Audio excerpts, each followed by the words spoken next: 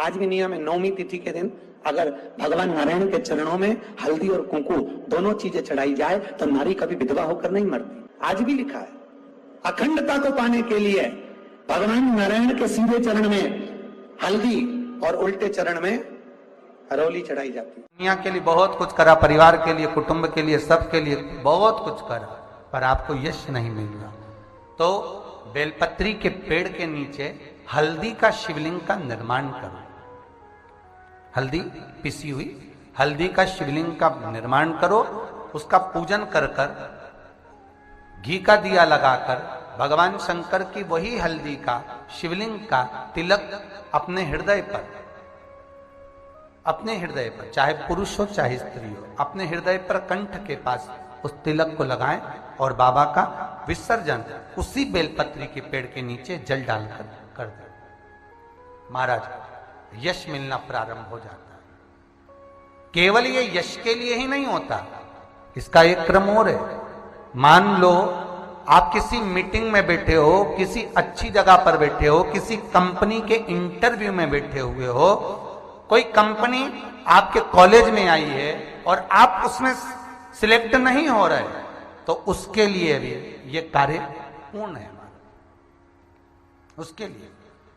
और ये कहां पर भी काम आता है महाराज। मान लो आप किसी कार्य के लिए जा रहे हो और वो कार्य बहुत जरूरी है कि इस व्यक्ति से मुझे ये पैसे निकलवाना है, इस व्यक्ति से मुझे ये काम निकलवाना है, और वो व्यक्ति बहुत दिन से हाथ में आ ही नहीं रहा, तो उसके लिए भी ये कार्य किया जाए। अर्थात कीर्ति शुद्ध हो, पवित्र हो और यश की प्राप्ति। हल्दी का बेलपत्र चढ़ाने का भी एक तरीका होता है, समझ में आता है। सीधा बेलपत्र और उल्टा बेलपत्र समझ लेना, बहुत अच्छे से समझिएगा।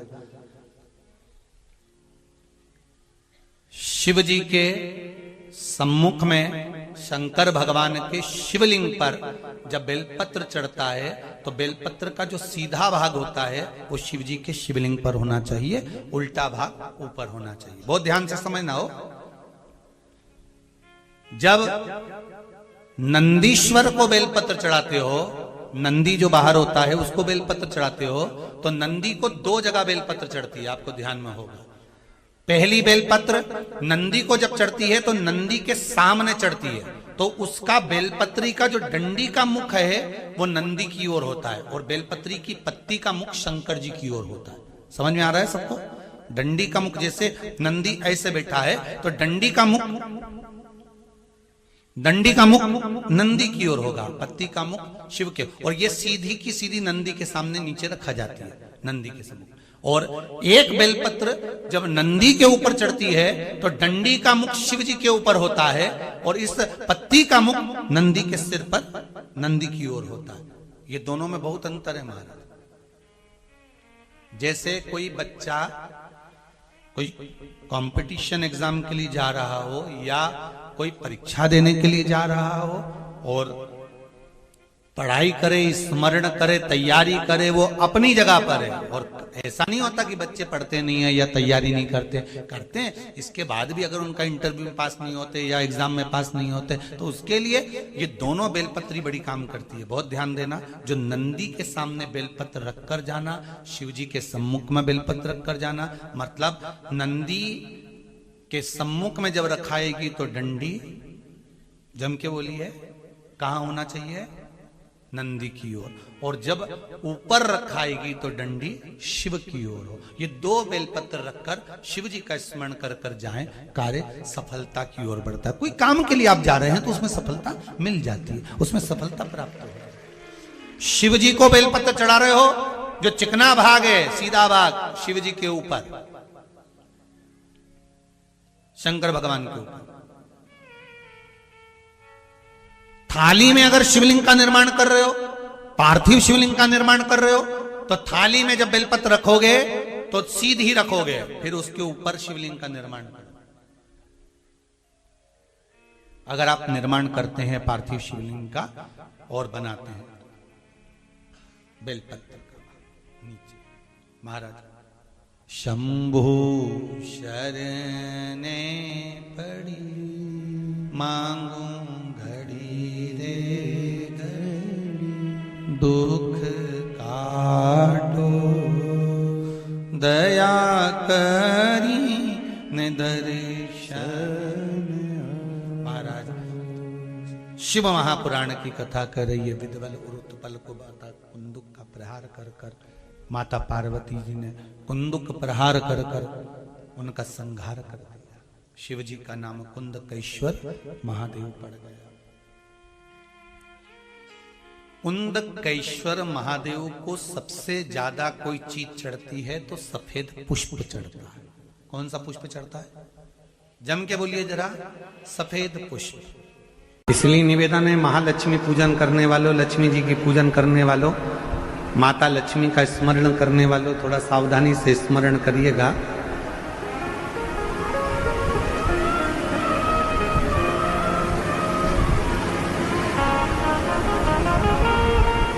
वासुकी नाग की धर्मपत्नी सतशीर्षा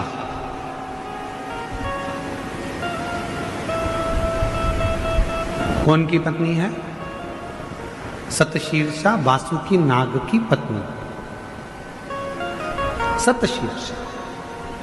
शिव जी के गले में जो नाग पड़ा रहता है, शंकर जी के गले में जो सर्प होता है, उसकी पत्नी का नाम है सतशीर्षा। बोलो जरा, नाम बोलो। आवाज नहीं आई। सतशीर्षा ये वासुकी नाग की धर्म पत्नी है। जो शंकर जी के गले में नाग पड़ा है उसकी धर्म पत्नी।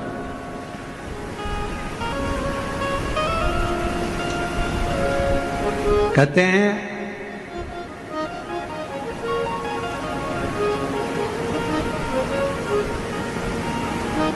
जब गर्भाशय के अंदर, पेट के अंदर या गर्भाशय के अंदर कोई गांठ पड़ जाती है, कोई गठान आ जाती है या पथरी हो जाती है, तो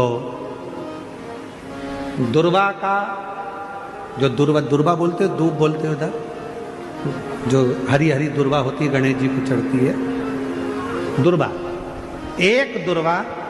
एक बेलपत्र शिव जी के शिवलिंग पर चढ़ाकर वासुकी नाग का स्मरण कर कर सतशीर्षा माता का नाम लेकर यदि प्रातः के समय पर वो बेलपत्र और वो दुर्वा खाना प्रारंभ करा जाए तो लगभग 20 से 22 दिन लगते हैं, और गर्भाशय में कोई गठान हो, पथरी हो, तो वो धीरे धीरे गलना प्रारंभ कर देती है।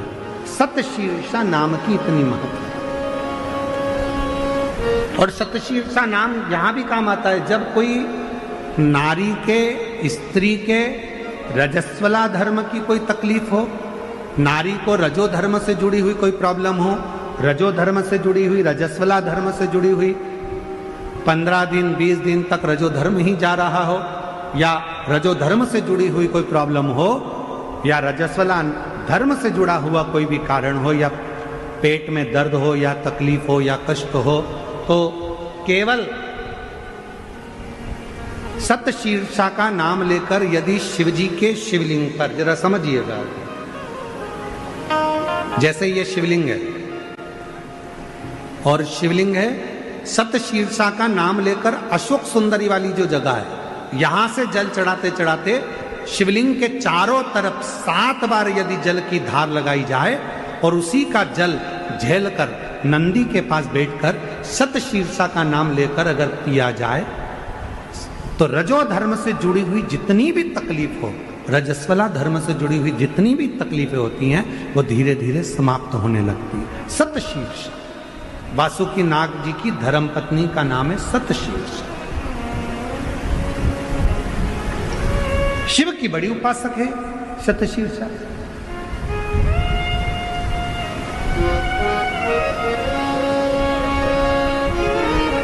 कहते हैं जब समुद्र का मंथन हुआ,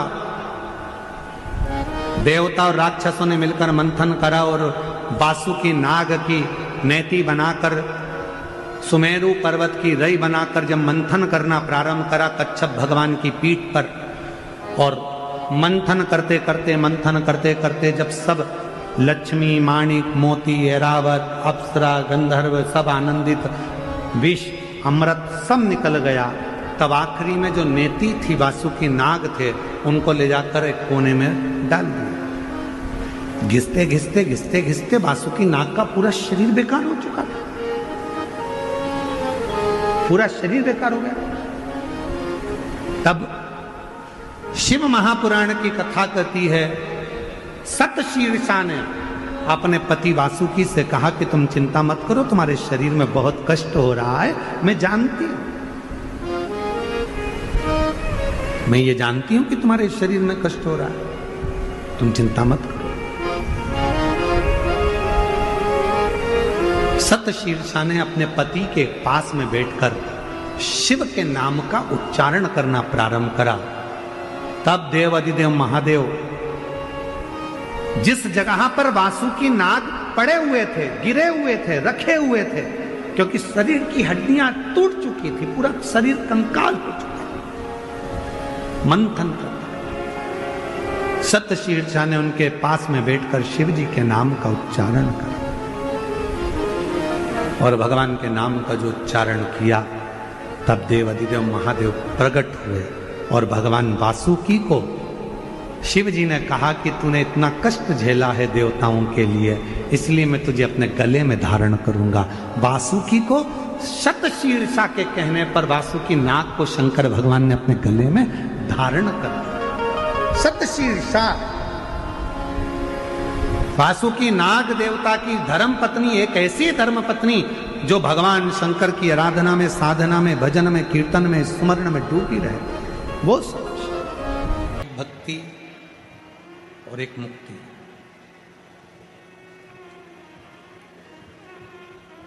दो शब्द हैं। सीधे यदि मुक्ति को ढूंढोगे तो प्राण छूट भी जाएंगे, मर भी जाओगे, चले भी जाओगे, प्राण चले भी जाएंगे, फिर वापिस पुनः जन्म लेना पड़ेगा। रोज जैसे सेट करते हो वैसा कर दो।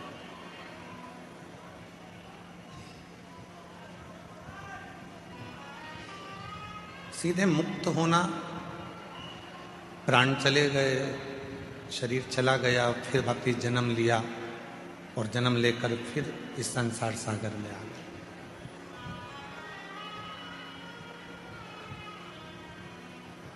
पुनरपि जननम और पुनरपि मरणम के जो प्रपंच है,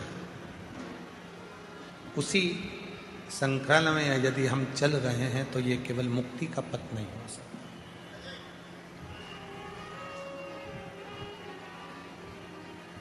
शिव महापुराण की कथा कहती है, जब व्यक्ति के जीवन में भक्ति बढ़ती है, भक्ति का प्रवेश होता है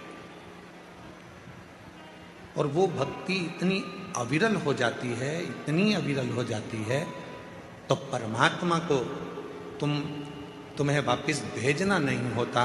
परमात्मा आपको जब लेकर जाता है तो अपनी शरणागति में उसको रख लेता है, फिर वापस नहीं भेजता। बस भक्ति को बढ़ाना है, भक्ति को बढ़ा दो। ये चल रहा है ये वाले, जितना भक्ति बढ़ेगी उतना सुख पाओ।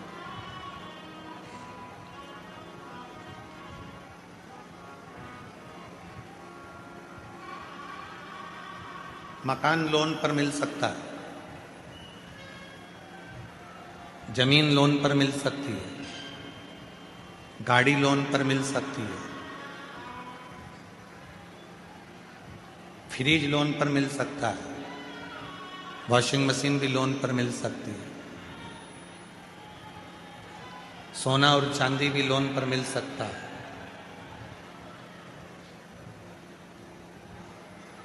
गाड़ी लोन पर मिल जाएगी, जमीन लोन पर मिल जाएगी, प्रॉपर्टी लोन पर मिल जाएगी, बंगला लोन पर मिल जाएगा, सब कुछ लोन पर मिल सकता है। पर एक भक्ति और दूसरी मुक्ति, ये कभी लोन पर नहीं मिलती।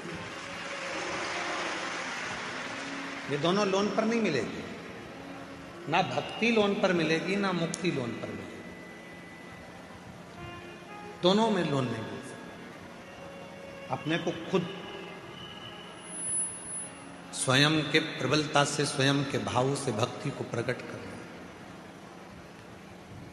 और मैंने तेरे ही भरोसे बाबा, तेरे ही भरोसे हवा बिच उड़ती जावांगी बाबा,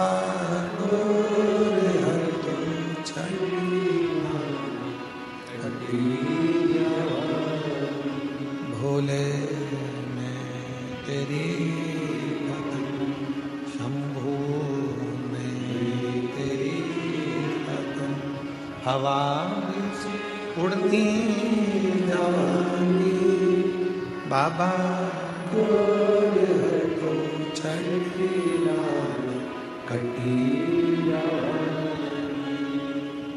एक भक्ति दूसरी मुक्ति, ये कभी लोन पर नहीं मिलती, कभी लोन पर नहीं मिलेगी। आपको स्वयं धारण करना हो, आपको स्वयं अपने भीतर उतारना हो, और इतनी शिव की भक्ति कर लो, इतनी शिव की भक्ति कर लो कि मुक्ति मांगना ही नहीं पड़े और परमात्मा मुक्त कर दे। इतनी भक्ति कर,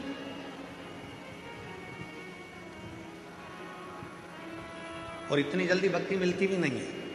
चंदन का तिलक लगा लो और माला पहन लिए और सोचा कि भक्ति मिल गई, तो नहीं मिलेगी, बहुत कठिन। मंदिर में जाकर बैठ गए और सोचा कि भक्ति मिल गई, बहुत कठिन।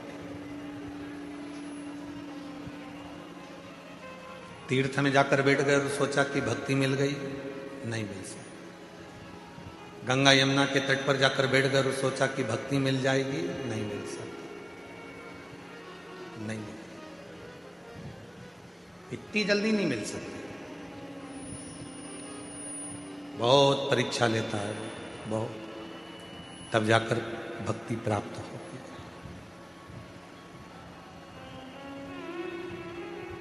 मेरी माताओं, मेरी जीजियों, मेरे जीजाओं, मेरी बेटियों, मेरे बेटाओं, मेरे बुजुर्ग माँ बाप, माता पिता, आपसे एक बात पूछें, जितनी भी मेरी माताएं बैठी हैं, मेरी जीजियां बैठी हैं, जीजाओं से तो इस प्रश्न को हम नहीं कर सकते, क्योंकि हो सकता है कोई कोई जीजा इसका उत्तर भी दे सकते हैं, पर प्रश्न है मेरी जीजियों से।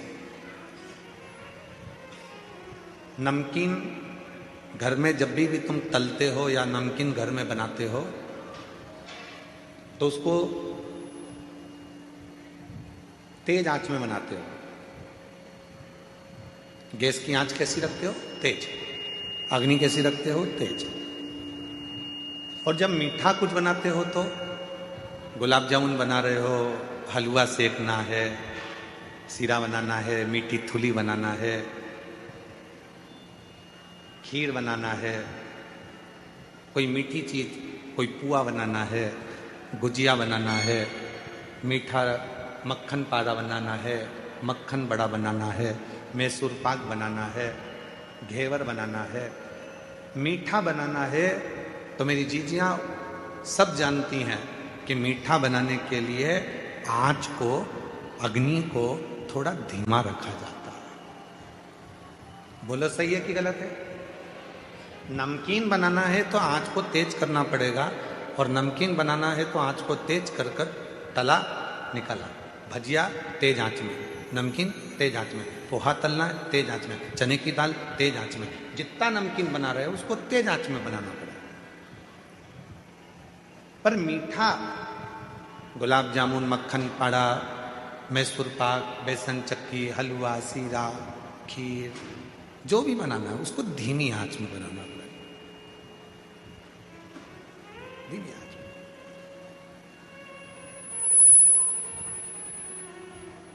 बस भक्ति भी वो मीठा है जिसको धीरे धीरे धीरे धीरे, जैसे आटे को सेको धीरे धीरे, सुगंध आने लगती है आटे के सिकने की, उसके बाद फिर वो हलवा तैयार हो जाता है, सीरा तैयार हो जाता है।